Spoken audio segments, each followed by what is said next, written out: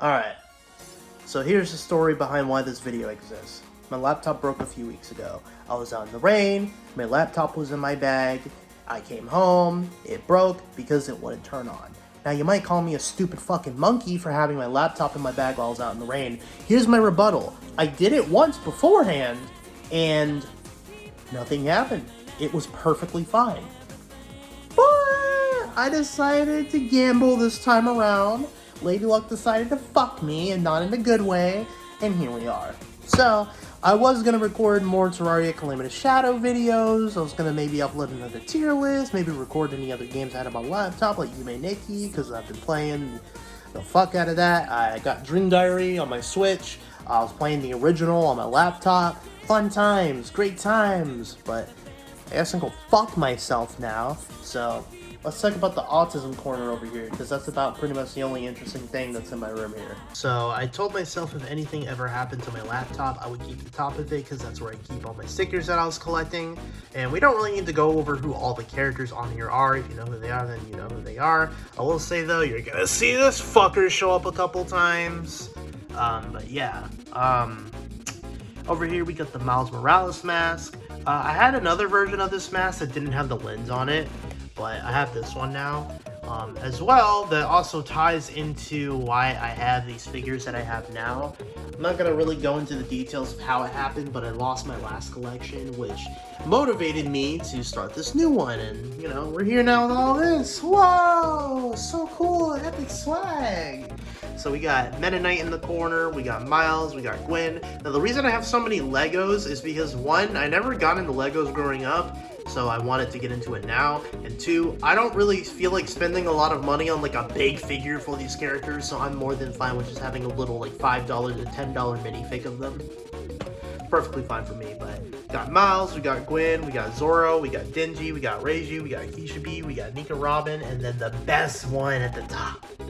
That's why it's separate from all the other ones. It's also separate because I like to keep the figures that are related to each other down here, and then the ones that are more miscellaneous at the top. But ooh, Pomni, Lego Pomni! I got her at a convention that I just went to with one of my friends. Isn't it awesome? It looks so fucking goofy, but I love it. It's awesome. Pomni, Lego Pomni! Little circus! Wow! Incredible! Hell yeah, dude! Coming back down here, the non-Lego figures, we got Meta Knight, we got Sarah Lidge, we got Mimikyu. Can you see a theme here? I really like Ghost Pokemon. Mimikyu, Sarah Lidge, and Hunter. Oh, whoa! And they're all like within like my top 10 to at least top 20 Pokemon. Whoa! Although, I think these guys actually... Would Mimikyu be a top 10? I know Sarah Lidge and Haunter are. Is Mimikyu? Yeah, no, Mimikyu's a top 10. I think he could be a top 10 contender. Hell yeah, they're all in my top 10. I really like Ghost. I want to get a Garantina figure. That would be sick. We also got Rayquaza in the bag. We got my goat Kinemon. We got Yamato. I used to have a different Yamato figure, but I don't have it anymore. So I have this Sitting Cuties Yamato now. Pretty swag. We got Aokiji, we got Zangoose, we got Gear 5 Luffy, we got Nendoroid Kabeni, and then a terrible financial decision that I made today. Well, not that I made today, but it arrived today, and I made it a few days ago. So, look, I know Funko Pops are the scourge of the earth, and if I start talking about how they are everywhere at conventions, and they are like 90% of the merchandise you'll find there, ooh, I'm gonna... I digress. We're not going into that right today. What I'm trying to say is that in comparison to other Funko Pops, this one doesn't piss me off as much. I kind of just like looking at it. Look at that. It's not the worst thing ever, right? And at the very least, I can make up an excuse for her not having a mouth. You remember how in the recent chapters, Pochita ate the mouth devil? Or I know he ate the ear devil. Did he eat the mouth devil at any point? I think he did. But if he didn't, I can make that excuse. Fuck you. That's the only excuse that I can make in this given situation. So, yeah. That's how I justified my purchase. Pochita ate the mouth devil. Kobeni doesn't have her mouth right now. Hell yeah. Alright, moving on. Toon Zelda. Fun fact, Spirit Tracks used to be my favorite video game of all time. A lot of people hate it because they don't like the train sections. I thought the train sections were endearing. You want to know what was made in the same era that sucked ass? The tower from Phantom Hourglass. Fuck that shit. I can see why people didn't like it. I didn't like it all that much. But the train sections and Spirit Tracks were fucking awesome, and it was something different from traditional Zelda that I think worked out pretty well, honestly. I liked it a lot. I also really liked the story, the fact that you could play as Link and Toon Zelda, and she inhabited the Phantom. That looked really cool, and it made it into Smash. Dude, the fact that A Link Between Worlds Zelda is using Spirit Tracks Phantom Zelda in her moveset is crazy. She also has the Ocarina of Time crystal that she was sealed away in. What's up with that? Like, I know it's Smash, so obviously they're gonna pull from multiple sources, but think about that. A Link Between Worlds Zelda is using Spirit Tracks Phantom Zelda and the crystal that she was trapped in Ocarina of Time. What the fuck?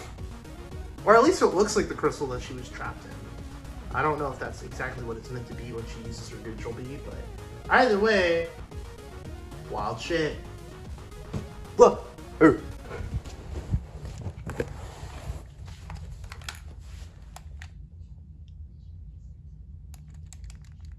Come on. Come on. Yeah! Yeah, dude! Hell yeah. Hold on.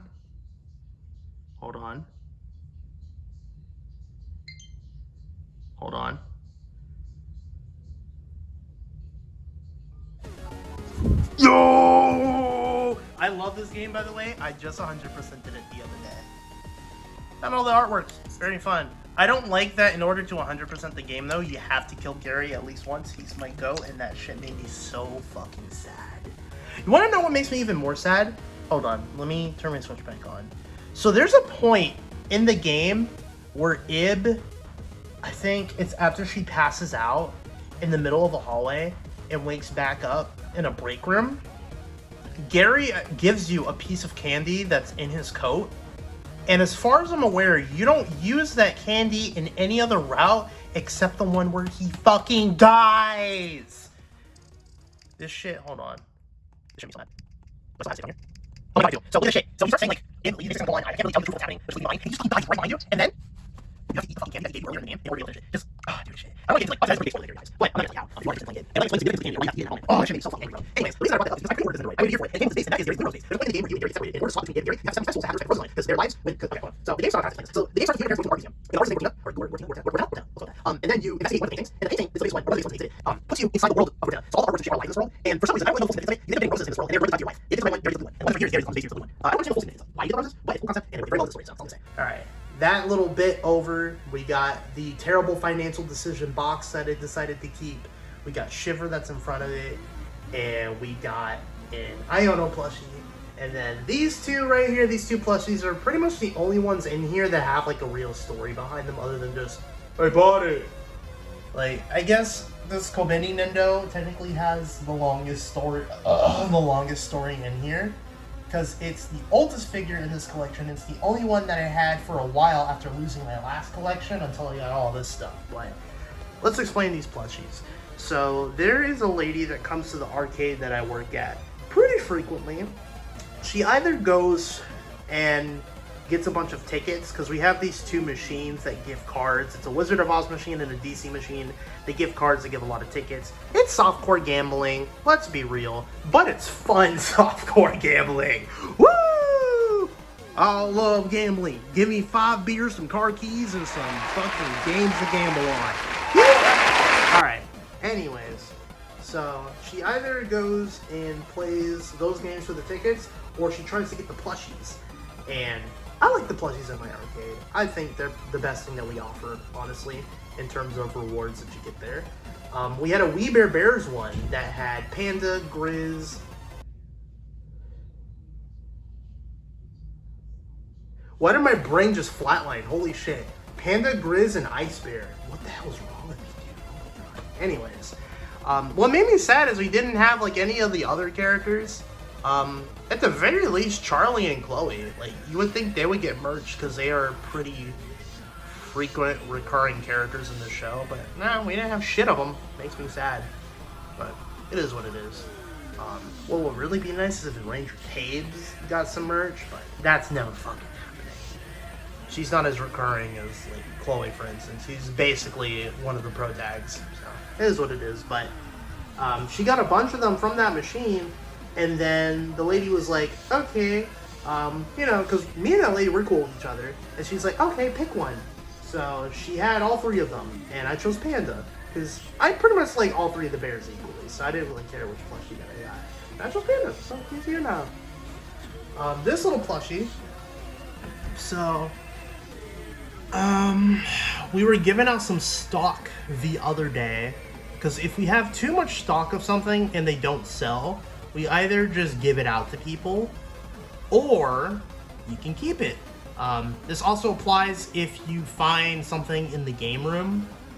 If somebody like leaves a plushie out in there, or like any of the items that we have as rewards out there in the game room, you can do one of 2 things. You can either leave it out for somebody else to take, or keep it yourself. And my coworker gave me this plushie that we were basically throwing out. This is a little soda can, so it is pretty random in comparison to everything else that's here. It's not a licensed character or anything, it's just this random little soda can, so I had to explain that, because like, you probably would be like, what the fuck is this thing here? So now you got the backstory. So yeah, I also had to re-record this video because I had my work shirt on, and I don't think it's a very good idea for me to be showing where I'm working in my videos. Ignore the YouTube short that I have on my channel where I very explicitly was in the break room wearing my work shirt. We don't talk about that. It's fine. I don't even work at the Target anymore, so I think we're good. We're chilling. But I will not make that mistake with the job that I'm at. But either way, that's my small collection. I don't intend to make it a big collection whatsoever. I'm pretty much going to keep it exclusive to this little shelf here. And then once I fill out this shelf, I don't really think I'll feel the need to collect anything else other than maybe stickers for the laptop here. I don't like that I got 2 Mikus when I didn't really double up on like any other character on here. So in the future, I might try to find like a Rin and Lin, like a Tedo. If I'm feeling a little different, maybe we can get some Maiko, some Gumi, Kaito.